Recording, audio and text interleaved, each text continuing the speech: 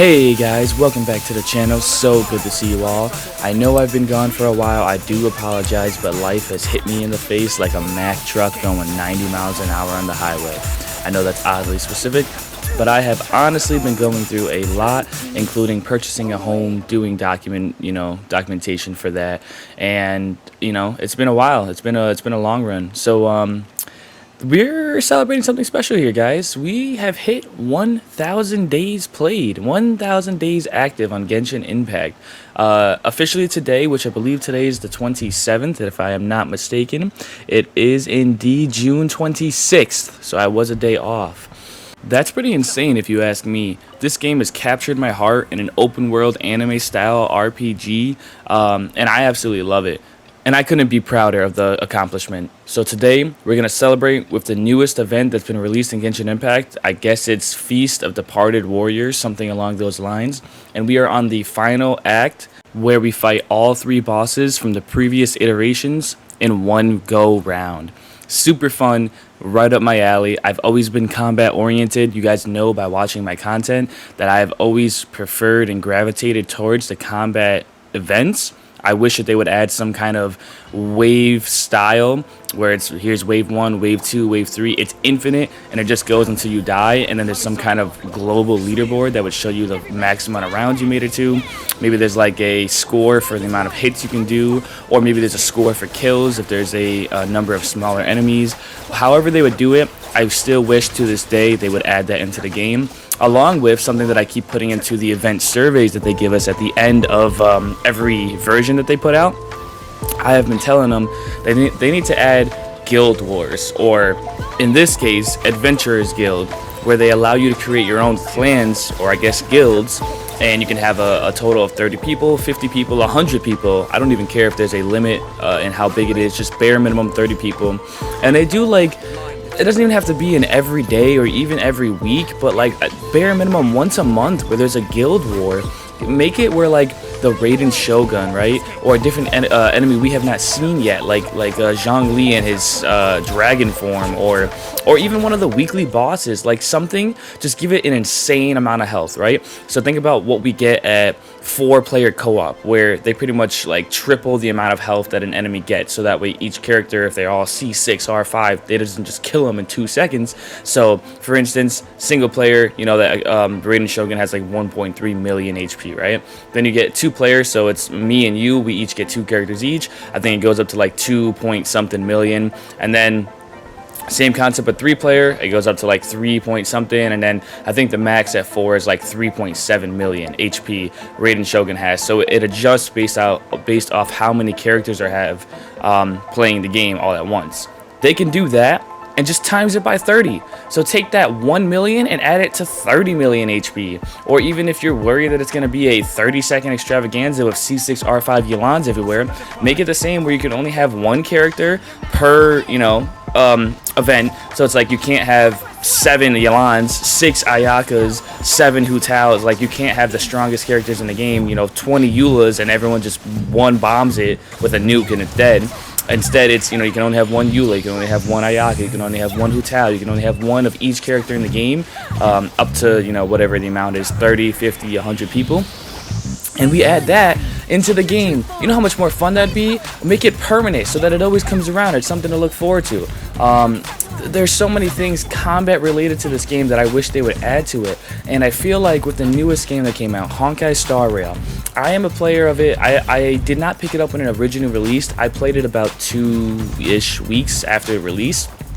I found myself not loving the game, but having enough fun that I didn't mind playing it. And so I've actually been playing it since about like 1 to 2 weeks in to release. And I've actually got it open right here, so I'm going to look at it right now. I am currently Trailblaze level 57. Remember, it's June, 26, 2023. I am Trailblaze level 57. Okay, I have multiple level 70 characters, which is 1 away from the highest, which is level 80 in that. And I think I've already got like 7 level 70. Most of them have level 6 or 7 talents. Like, I've played it and I've had a lot of fun because the Honkai Star Rail game is obviously from the same creator, which is Hoyoverse, and Hoyoverse knows how to make great aesthetics when it comes to, you know, action shots with the ultimates being used. And of course, without fail, Honkai Impact, same type of game. But the one thing that I noticed different about Honkai versus Genshin Impact, they took the combat and they added multiple different iterations for long-term players, because they knew that that was going to be what kept most of the players in the game.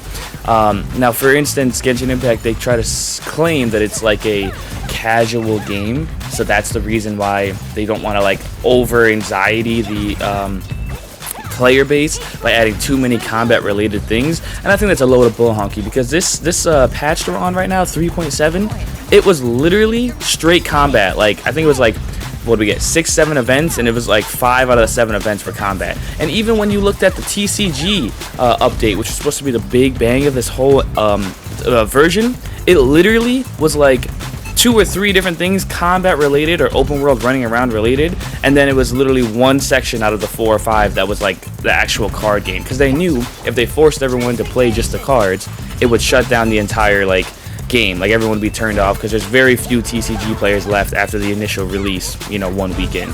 Me alone, like, I'm not an achievement hunter, but I basically I go for achievements, but I'm not hardcore with it. Like, I don't need to get them all, but I'm interested in getting as many as I can. So I haven't even finished the achievement section of the TCG card game, because I stopped playing it and I haven't touched it in I think about like 2 months now. It's the only section that I don't have 100%ed out of all of the accomplishments that you have on the screen. And remember, I have 883 total achievements out of the like 950 that they have in the game. So I've got a pretty good chunk of them right now. And the only ones that I don't have besides the TCG is the ones that are related to elemental reactions, because I play who I want. I've never played for meta, and because, like I said, I'm not an achievement hunter, I don't really care about getting that. So along with I don't have the one where you have to open 800 blossoms or whatever they're called, because of the fact that I decided that with 2,000 purple books and no characters to level up, because everyone's already level 90, which is max, there's no purpose for me to farm it anymore. Like, I literally don't need it. And then obviously by playing casual and saving up all my stuff, no longer leveling up characters, talents, weapons, and anything of the such, I have been saving over the long run, and I'm literally at 33. I was actually at 36 million as a high, and I'm currently at 33 because I decided to level up some of the characters I use consistently and crown them, since I had 13 crowns saved up. Like, literally, I've been playing this game for 1,000 freaking days, dude. Like, I have more than enough materials for pretty much anything in the game. So anyways, long story short, thank you for watching at least the Departed Warriors, the Feast of Departed Warriors event there. You can see that I just barely got the time, you know, within a time limit. They gave me 5 minutes. I did it in 4 minutes and 58 seconds. Super excited, super happy about it. I was jumping up and down. One thing that I did want to touch on, my previous video never got a part 2. Reason being, that person unfortunately kind of like didn't really give me an update, just kind of disappeared and fell off the face of the earth. So with that being said, I'm gonna hope that they had a happily ever after, but I cannot confirm. I don't know. So I'm just hoping that they had a happily ever after, but I don't have any more information on that, so I apologize about that. There won't be a part 2 to it, unfortunately. However, I did want to let you guys know that I am extremely interested in account reviews, or even a tier list, some kind of tier list, or even like maybe hopping on people's accounts and doing Abyss if they trusted me with that much. Obviously, I'm not going to force anybody, you know, and I'm not even going to ask if you recommend, if you not recommend, if you volunteer, that's a different story, but I will not, you know, ask anybody that ever.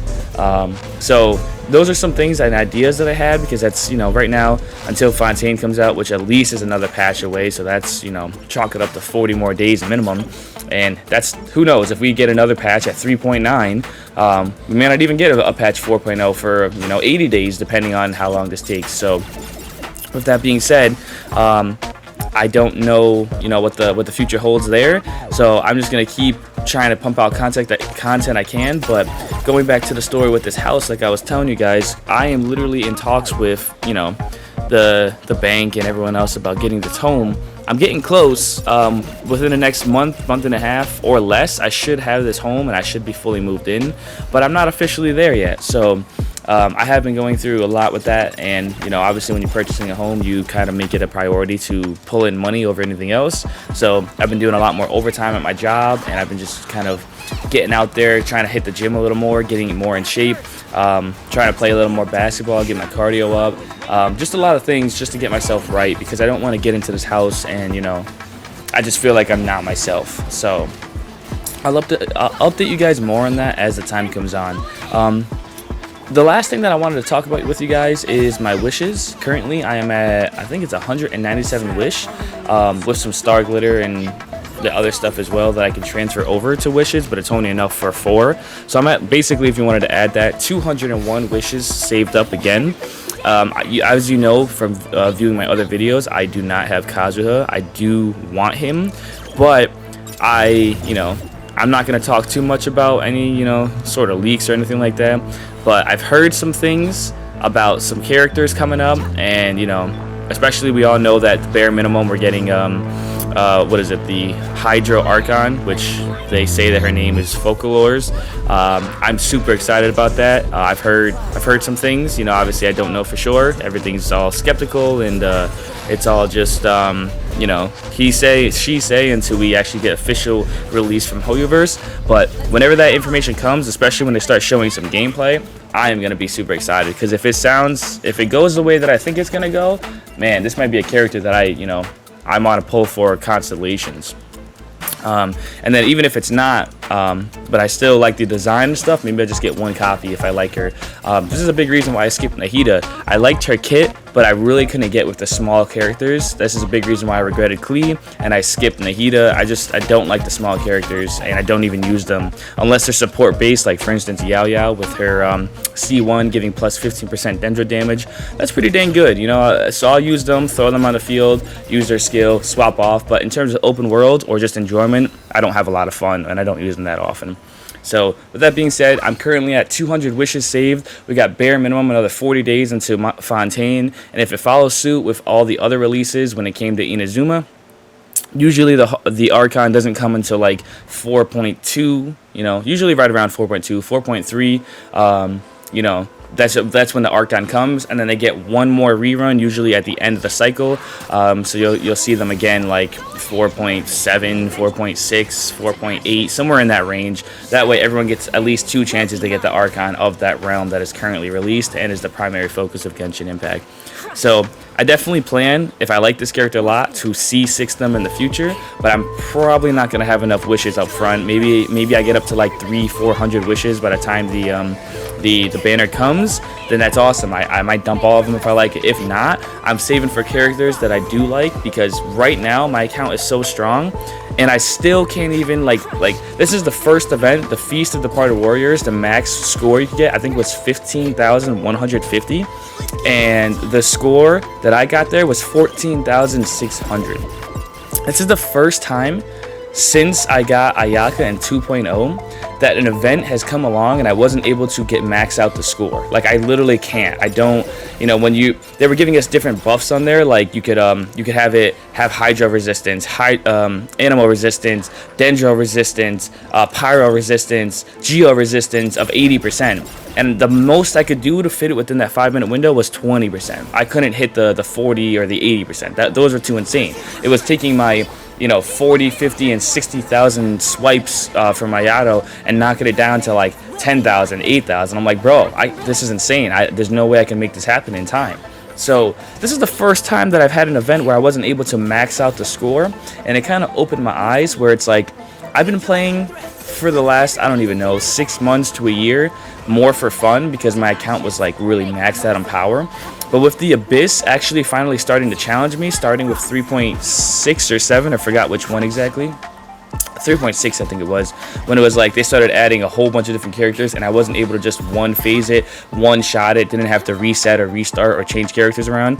That was the first sign of it, and this event was the second sign where it's like, holy crap, like, my characters are still really powerful. We all know I have super powerful like C6 characters that I've saved multiple months for. But the issue with it being, is I just don't have like the power scaling that they're going up and up with. My characters are not competing with right now. I'm just slightly behind the max curve of like, you know, the whale status, because obviously we know I'm not a whale. Whales have C6 R5 everything, and they've got the best, you know, the best stats, and they just crush everything one shot. I am not there, and that's why I was kind of like in the back of my head thinking like the strongest character in the game right now, other than the ones that I have, would be Yelan. I have her at C0 and I don't even have her signature weapon. So I'm kind of like kicking myself in the butt for not pulling for her last time that she ran of Hu Tao in whatever version, you know, like 3.4, 5, somewhere in that range. It wasn't that long ago. And I'm kind of wondering, you know, should I pull for her and go for her C6, because her hydro damage with her signature weapon is literally insane. I could even run like a double hydro, like Ayato and then Yelan. Thinking about that, the amount of damage I would pop out with that would just be otherworldly. And maybe that would put me over the top to get me slightly above that level where they're distinguishing between, like, you know, the dolphins, the people who put in a good amount of money and time, and then the whales who just put in, you know, either no time but a bunch of money, or both a lot of time, a lot of money. And I want to be able to compete in a combat setting, because my ultimate goal is hoping that they release a permanent thing that's other than just Abyss. It's a wave style. Here's, you know, you can put whoever you want, or we'll auto generate it and it'll just be 20 ruin guards all in one shot. It'll be 20 what do they call it? Ruin drakes, were the ones that fly, whatever it is that's, you know, super powerful. Here's the Raiden Shogun, and you got 5 minutes to beat her. Like, whatever it is that they decide to put in there, I'd be down for it, because combat is the reason why I started playing Genshin Impact. Kaching, when I first saw Genshin Impact, was the reason I started playing. And then when I finally got her, I stayed playing, you know, enjoying that character a lot. And then when I finally got Ayaka in 2.0, she was the reason I stayed, and have stayed since. She's been my main ever since. Once Ayato released, I found my second favorite character in him, and those have been my two favorite mains, Ayaka and Ayato, brother and sister. So with that being said, obviously Genshin Impact for me, close to my heart. We're going on close to 3 years in September. September, what is it, 28th, I think it is, something like that, is when it's going to be 3 years.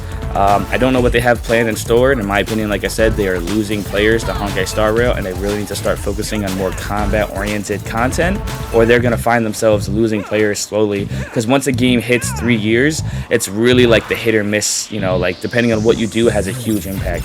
Now, Genshin Impact has some things kind of going for it, being that they have unreleased content that we all know is coming since the beginning of the game. You know, when they released the I think it was like prologue of all the areas, where they just kind of gave like an overview of the name of every area, and then like showed us 1 or 2 characters from each area, so we had an idea of what we were going to be getting into.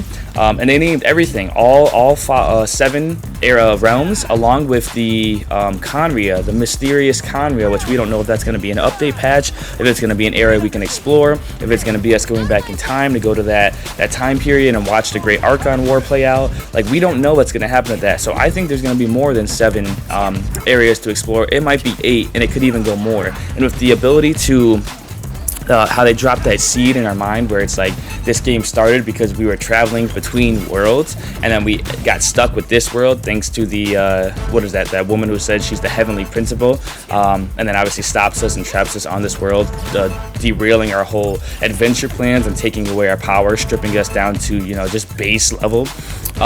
With that whole idea in mind, it makes it so like Genshin Impact could be a long-term game where we officially could go to different games in different worlds, which is ironic because they haven't really had very much like cross content with other big names. Like, obviously the only thing they did was with Horizon, where they had Aloy come into the game, and that was the biggest flop I've ever seen in Genshin Impact history, and crossing and having those kind of events with other characters and other companies. So obviously we know Aloy is probably the worst character in the game, and she's also the least used character. She doesn't have a story quest, she has no purpose, and she just got dropped in our mail randomly for no reason. Like, there was no real like effort put into this, and that's a big reason why I feel like they don't do a whole lot of collabs anymore. But with that being said, Genshin Impact has the ability to be a long-run game, and that's what's playing in its favor. However, I am not 100% sure that the average casual player that they want to cater to and care about so much is going to stay for the long run if they're getting bored with these long patches and nothing to do once they finally run out of quests and they're done exploring. Like, what else are they going to do? There's nothing else to do. So I feel like they should really start looking at combat as another outlet for the long run. Like, the people who are farming artifacts, what else are we playing Genshin for? Like, I'm literally playing to perfect my builds at this point, and I'm finding out that for the first time ever with the Abyss and with this new event, I'm still not even strong enough, and there's another level that I can go to. Like, that's insane to think about after almost 3 years of consistency playing this game twice a day, to never let my resin cap, and I've also never resin refilled. I'm doing this purely as like a free-to-play standpoint from the artifacts point of view. Like, that's insane.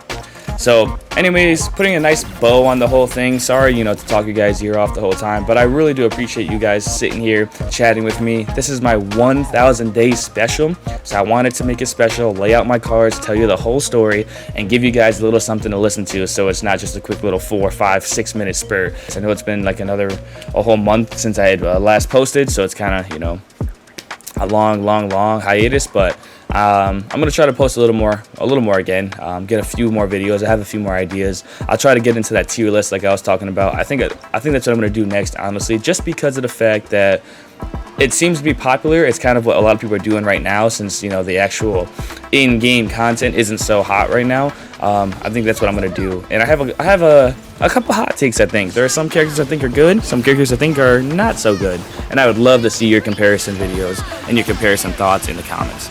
Alright guys, with that being said, thank you so much for tuning in, and I'm going to catch you guys in the next one. 1,000 days, let's freaking get it. Here's to another 1,000. Alright guys, thank you again, and I'll catch you in the next one. Ad Astra, Abisask.